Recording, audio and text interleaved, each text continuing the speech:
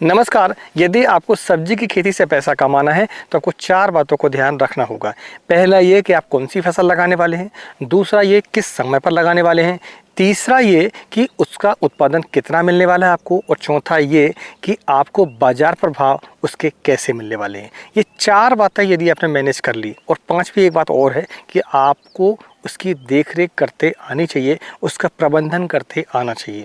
आज इस वीडियो पर मैं आपको एक ऐसी फसल के बारे में बताऊंगा जो कि आपको उत्पादन अच्छा देगी, आपको बाजार प्रभाव अच्छे मिलेंगे, सही समय भी आपको बताऊंगा मैं, उसको कैसे प्रबंधित किया जाता है, उसकी कैसे देखरेख की जाती है, ये सारी जानकारी हम इस वीडियो पर आपको बताएंगे। और वो फसल है दोस्तों बैगन। बैगन एक ऐसी फसल है जिस पर आपको लागत कम आती है, साथ में यदि आपने सही समय का चयन कर लिया तो आपको बाजार पर भाव भी उसके बढ़िया मिलते हैं, क्योंकि कुछ निश्चित टाइम है उस समय पर बैगन के भाव आपको 25 रुपये केजी से ऊपर ही मिलते हैं। उत्पादन लेना आपके हाथ में है, क्योंकि बैगन एक ऐसी फसल है जिसमें यदि पोषक तत्वों को अच्छे से प्रबंधित आपने कर लिया, उसका मेंटेनेंस अच्छे से कर लिया, और कुछ रोग आते हैं, कुछ कीटों की समस्या होती है, यदि वो आपने अच्छे से कर ली तो आप यकीन मानिए आपको बैगन की खेती से पैसे कमाने से कोई भी नहीं रोक सकता। तो चलिए वीडियो की शुरुआत करते हैं, और मैं हूँ राकेश साहू, आप देख रहे हैं एग्रो जीवन बातें किसान की। जानकारी पसंद आए तो वीडियो को लाइक जरूर करें, और चैनल को सब्सक्राइब जरूर करें। जमीन की तैयारी से ही शुरुआत होती है, क्योंकि फसल कैसे चलने वाली आने वाले समय पर, और आपको उत्पादन कैसा मिलने वाला है। सबसे बड़ी बात यह है कि आपको गहरी जुताई करनी होगी, जो पुरानी फसल के अवशेष है उन्हें नष्ट करना होगा, मिट्टी में मिलाना होगा, रोटावेटर चलाकर मिट्टी को भुरभुरा करने के बाद फिर आपको बेड बनानी होगी। बेड जो इस समय पर आप बनाएंगे कम से कम 5 फीट और ज़्यादा से ज़्यादा 6 फीट आपको रखनी है। इससे ज़्यादा आपको दूरी भी नहीं रखनी है, और 5 फीट से आपको कम भी नहीं रखना है। ठीक है। अब इसके बाद आपको गोबर खाद कम से कम 4 से लेकर 5 ट्रे तक बेड के ऊपर डालनी चाहिए। बात आती है बेसल खाद की। बेसल खाद में डीएपी कम से कम 1 बैग यानी कि 50 केजी। इसके साथ में आपको सिंगल सुपर फास्फेट की मात्रा कम से कम 1 बैग आपको लेना है, और इसके साथ में एमओपी यानी कि पोटास की मात्रा 35 किलो से लेकर 50 किलो तक आप डाल सकते हैं, क्योंकि उत्पादन हमें ज़्यादा लेना है तो फिर हमें पोटास की मात्रा देनी होगी। फसल में चमक उससे बहुत ही बढ़िया आती है, रोग प्रतिरोधक क्षमता भी बढ़ती है। साथ में आपको जो इफ्को कंपनी की सागरिका आती है जिसमें कि सीवीड होता है, उससे आपको काफ़ी मदद मिलती है, खासकर उस समय पर जब टेम्परेचर हाई हो या बरसात ज़्यादा हो। अब जो फसल हम लगाएंगे ना, तो उसमें सबसे बड़ी बात यह है कि स्ट्रेस से आपको पौधे को बचाना होगा। इसलिए आपको ऐसे तत्वों का, ऐसे न्यूट्रिएंट का इस्तेमाल करना पड़ेगा जो कि पौधे को स्ट्रेस से बचाए। उनमें सीवीड सबसे खास होता है। दूसरा ये कि इसमें नीमाटोड की समस्या, बिल्ड की समस्याएं आती हैं, तो इसके लिए आपको सल्फर की मात्रा 5 केजी कम से कम आपको लेनी है, सल्फर बेंजोएट की मात्रा, जिससे कि आपको कॉन्टैक्ट सल्फर आपको मिल जाता है, और कॉन्टैक्ट फंगीसाइड भी होता है वो। दूसरा ये आपको साथ में नीम खली अगर हो जाती है तो लगभग 1 कुंटल तक आपको नीम खली लेनी चाहिए, या फिर आपको रिजेंट पाउडर भी ले सकते हैं। रिजेंट पाउडर की मात्रा आप 3 किलो से लेकर 5 किलो तक आप रख सकते हैं, या फिर कार्बोफुरान की मात्रा भी आप 3 केजी से लेकर 5 केजी तक आप रख सकते हैं, जो दानेदार रूप में आता है। तो उसे आप मिलाकर और बेड के ऊपर आपको डालना है। बेड के ऊपर डालने से सबसे बड़ा फायदा ये है कि जहां पौधों की जड़ें हैं वहीं पर आपकी दवा कहें, खाद कहें, पोषक तत्व कहें, सारी चीज़ें वहीं पर उपलब्ध होती हैं पौधे को। आपको पूरी ज़मीन पर बिखेरने से कोई भी फायदा नहीं होने वाला है। तो ये आपकी ज़मीन की तैयारी हो जाती है। अभी के समय पर जब आप बैगन की खेती करते हैं तो ध्यान ये रखना है कि आपको ड्रिप लाइन 2 लगानी है, यानी कि जो लेटर चलेंगे, जो सटक चलेगी हमारी, जो पाइप चलेगा हमारा, वो 2 रखेंगे आप, क्योंकि गर्मियां हैं, अभी बहुत तेज़ तापमान होगा, आने वाले समय पर पौधे को सिंचाई की बहुत ही आवश्यकता होगी, इसलिए आप 2 ड्रिप लाइन बिछा कर रखें कम से कम। तो ये आपने ड्रिप लाइन बिछा ली। इसके बाद मल्चिंग आपको करनी है। मल्चिंग आप 20 माइक्रोन कम से कम रखें, क्योंकि बरसात आने वाली, आने समय पर टेम्परेचर भी हाई होता है, तो टेम्परेचर जब ज़्यादा होता है उस समय पर जो मल्चिंग है वो जल्दी से ख़राब होती है बनस्बत बरसात के और ठंड के। गर्मी के समय पर यह सबसे बड़ी बात यह है, इसलिए आपको मल्चिंग कम से कम 20 माइक्रोन और अच्छी कंपनी की आपको लेनी होगी। सिल्वर और ब्लैक वाली लेनी है। सिल्वर कलर ऊपर रखना है, ब्लैक कलर नीचे रखना है। वैरायटी में अगर हम देखें तो आपको वीएनआर कंपनी की उत्कल, वीएनआर कंपनी का हर्ष, दोनों हरे कलर में है। तीसरा वीएनआर कंपनी का 212 आता है आपका बैगनी कलर में, बहुत ही बढ़िया वैरायटी है, टॉप की वैरायटी है उत्पादन के मामले में, और इनकी डिमांड ही मार्केट पर होती है। बैगन में एक खास बात यह है कि आपके एरिया पर जो चलती हो वैरायटियाँ उसे ही आप लगाएं। माइक्रो कंपनी काफ़ी वैरायटी और काफ़ी कंपनियां हैं, जो कि आपका भरते वाला बैगन हो गया, काला वाला बैगन हो गया, लंबे साइज वाला बैगन हो गया, गोल साइज वाला बैगन हो गया, अलग अलग जगहों पर अलग अलग प्रकार की वैरायटियाँ चलती हैं। जो प्रमुख वैरायटियाँ हैं जो हमने लगा चुकी हैं वो हमने आपको बताया है। आप इनके अलावा भी दूसरी वैरायटी आपके यहाँ जो चलती हैं उन्हें आप लगाएं। अब बात आती है कि सही समय। सही समय बहुत ही महत्वपूर्ण है। मैं आपको बता दूं कि सही समय से होता ये है कि आपकी फसल कैसे चलने वाली है, आपको उत्पादन कैसे मिलने वाला है, दूसरा बाजार प्रभाव उसको कैसे मिलने वाला है, ये निर्धारित होता है किस समय पर आप फसल लगा रहे हैं। अप्रैल का महीना एक ऐसा महीना है जहाँ पर यदि आप बैगन की खेती करते हैं तो समस्याएं तो आती हैं, मैं इसको डिनाई नहीं करता हूँ, समस्याएं इस पर आती हैं, लेकिन आपको बाजार प्रभाव मिलने की गारंटी हो जाती है। अप्रैल के महीने में यदि हम बैगन लगाते हैं तो वो लगभग 50 दिनों में आपकी हार्वेस्टिंग, पहली हार्वेस्टिंग होगी तो 50 दिनों का मतलब 2 महीने हम मान के चलते हैं, तो अप्रैल और मई, जून की फर्स्ट वीक से आपको हार्वेस्टिंग इसमें मिल जाती है। और आप यकीन मानिए, आप मेरी बात को ना माने, आप मंडियों पर पता करें जून के महीने में बैगन के क्या रेट रहते हैं, जुलाई के महीने में बैगन क्या रेट रहता है, आपका अगस्त महीने में क्या रेट रहता है।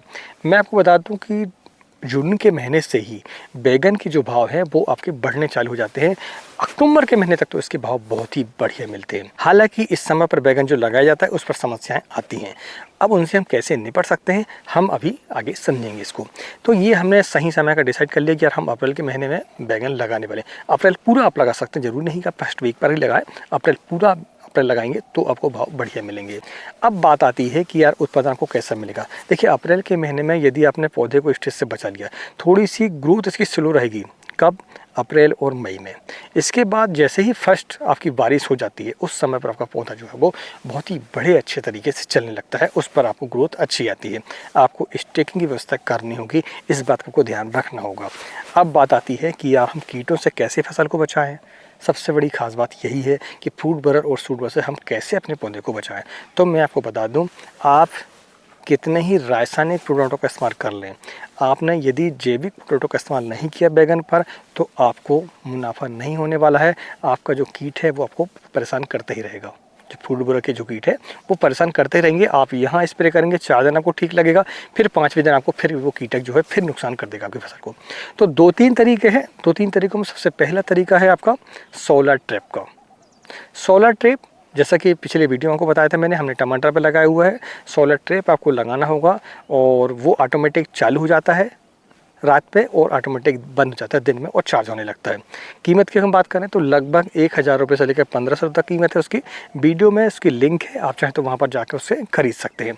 तो पहला ये है कि आपको सोलर ट्रैप लगाने हैं। तो शाम के समय जैसे ही लाइट चालू होता है तो वहाँ पर सारे जो कीटक हैं, जो पतंगे हैं उसके फ्रूट बरर के, वो आपके ट्रैप हो जाते हैं, वहीं पर मर जाते हैं। दूसरा है फेरोमोन ट्रैप।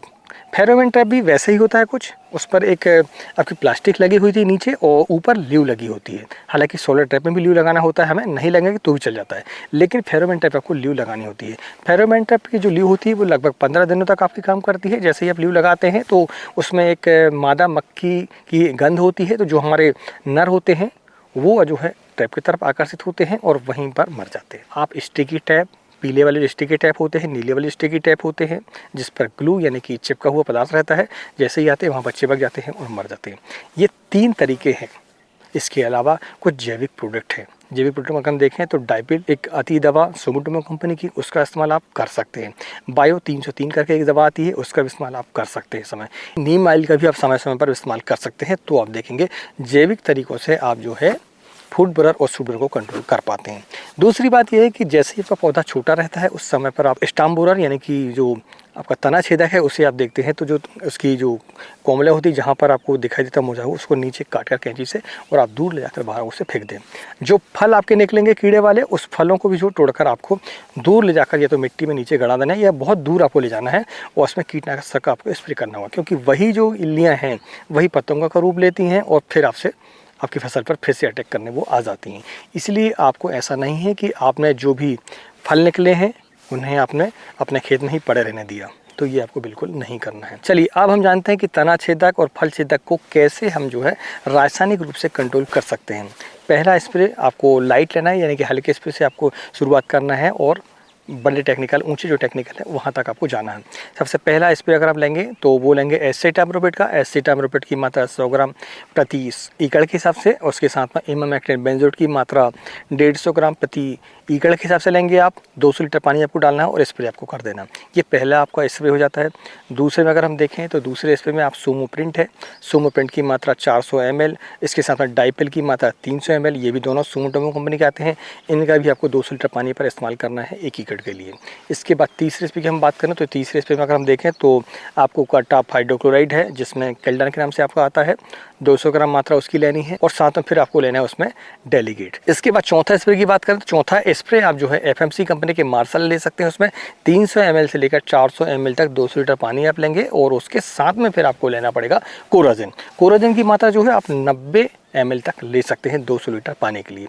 तो ये 4 स्प्रे जो आपको मैंने बताए हैं ये बहुत ही अच्छे तरीके से आपके फ्रूट बरर और शुगर को कंट्रोल कर पाते हैं। लेकिन सबसे खास बात यह है कि इन सब स्प्रे के बाद भी आपको जैविक नियंत्रण करने चाहिए। जैविक नियंत्रण यदि आप कर लेते हैं तो आपके ये स्प्रे थोड़े बहुत 19-20 हो जाते हैं, यानी कि इनकी समय जो अवधि है वो थोड़ी बहुत आगे पीछे हो भी जाती है, तो भी आपका फ्रूट बरर और शुगर बरर बड़े अच्छे तरीके से कंट्रोल हो पाता है। अगर जानकारी पसंद आई तो वीडियो को लाइक जरूर करें और चैनल को सब्सक्राइब जरूर करें। मिलते हैं एक नई वीडियो में एक नई जानकारी के साथ। तो नमस्कार, जय हिंद, जय किसान, जय जवान।